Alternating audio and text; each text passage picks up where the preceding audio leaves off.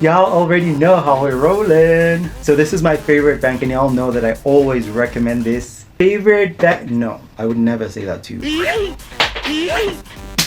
They're not part of my setup. Oh shit, where did I throw those things out?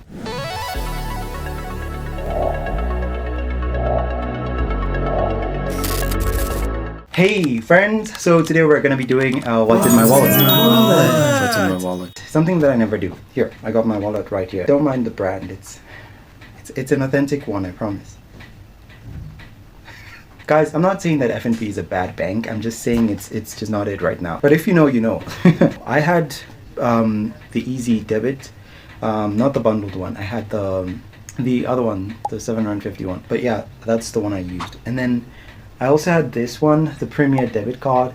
But this one was not mine exactly, but I was using this account. It was crazy expensive and I only used it for like 3 months. So the Premier debit card really didn't fly, didn't work for me, especially as a student.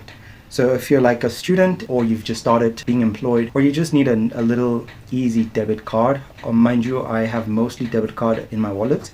These ones,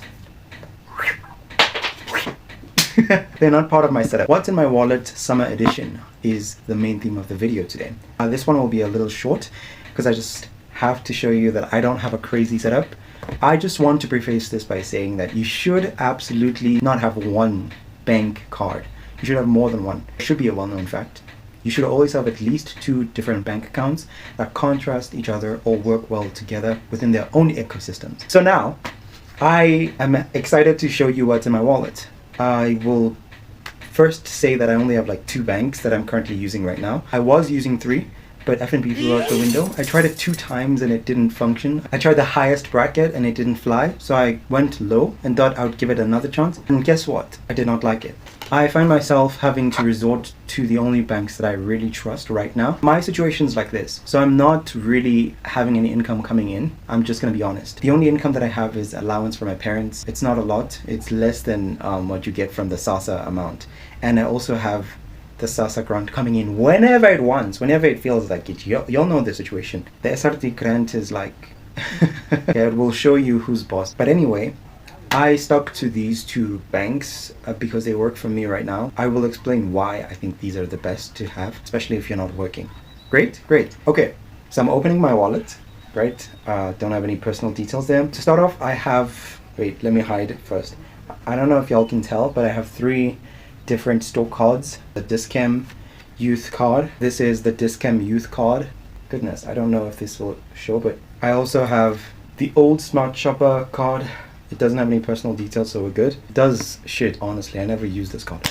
And finally, the extra savings card from Checkers. This one does tend to help sometimes, but my favorite one is the Discam Youth card. If you're shopping at Discam, this card can come in handy, and I think now they've like revamped it so it offers a lot more benefits. So these 3 cards are like the 3-point cards that I have that I use at retail shopping that I go to, specifically Pick n Pay, Checkers, and Discam. I don't use Clicks as much, so I don't have the benefits card. So now let's get into the cards that I actually use on the day-to-day. I don't think this is gonna be much of a surprise, but oh whoa, I almost showed you all my banking details. Hold on. Discovery Gold transactional account. I don't know if y'all can see it, but I blurred out to the, I'm sorry, my tape work is a bit messy, but I'm using the gold account from Discovery, which is like 32 Rand 50 now. This card is great. Jesus is Lord! It's phenomenal, especially if you're not employed.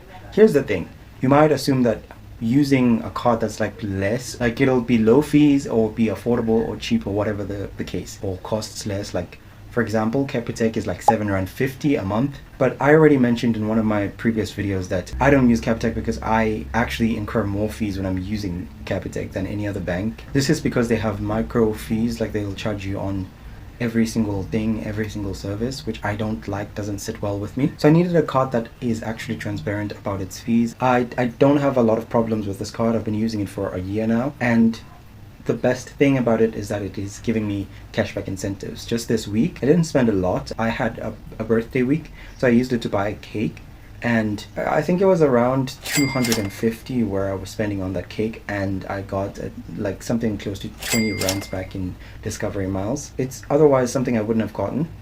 And sometimes I get way more depending on how much I spend. So this has been working great for me. instead of like being charged on every single transaction like I did with Capitec. I did use Capitec briefly for like a few weeks and I was like, nope, this does not work with me. Remember, when you're choosing out a card, it's mostly about your lifestyle. What do you do? Do you spend a lot on fuel? Do you use it for groceries? Do you pay for debit orders and that sort of thing? It depends on what you want to do with the card. Obviously, if you're going for a card that is designed for fuel rewards, it's going to lack in some of the other departments. But this is more like a catch-all card, so it's like kind of the card that you use for when you're grocery shopping. When you want to save and invest, this is great because it is also paired with Easy Equities. I have an account with Easy Equities, which I can access through this bank a lot easier, so I don't have to wait 2 to 3 days to withdraw money. I can like instantly have money in and money out through this bank. So I'm able to do some stuff like that. So this is my everyday use card and I cannot go on without using this card. I use it for shopping.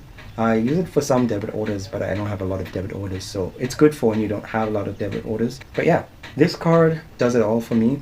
And I'm still going to recommend it to a bunch of people who have a similar lifestyle to mine, especially if you can cough up $32 a month and you shop often. This is not going to be a problem. If you're a virtual customer as well, like you're a person who is typically going to be using your card through swiping instead of withdrawing cash, this is it. But for withdrawals, I still recommend Capitec. It's still a relatively good bank when it comes to that. So the Discovery transactional account has been my go-to card. The next bank that I use, or the final bank that I use, is going to be ABSA. Again, I apologize for the rough taping. I have two products from ABSA, the ABSA student debit card and the ABSA student credit card. I made a video about this one specifically and it blew up. I'm grateful for you guys. I don't know why this video blew up, but I'm glad it helped. And any questions you still have on this, I would be glad to answer. Just put them down here. So this card, I got it maybe in 2023.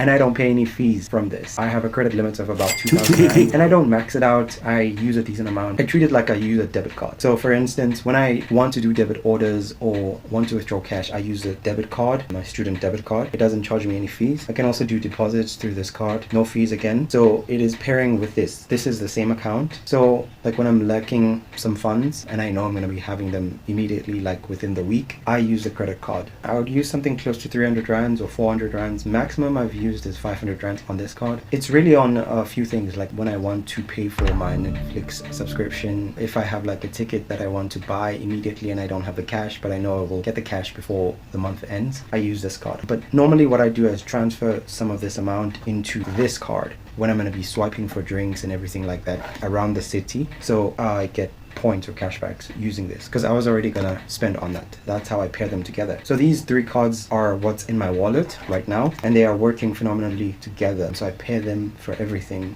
like this. So I ultimately get more money from these three cards than I do, say, one card from FNB or something like that. Side note, I earn Discovery Miles and then I convert them into cash. I take those Discovery Miles as cash and I put them in a savings account or I put them on Easy Equities and I earn extra money that way. Sometimes I'll use the Discovery Miles to purchase certain items on a discount because the Discovery Miles have a certain discount that's up to like 10% and I use it for things like that. When I use the credit card, I use it on Easy Equities. So I take some of the credit amount and I put it into Easy Equity stock. It grows and before the end of the month, I withdraw some of that amount and don't incur any fees or charges. And by then I would have made some extra on Easy Equities market. So that's how I use the whole setup here. But yeah, that's been my what's in my wallet review. I'm going to put up a picture of the cards.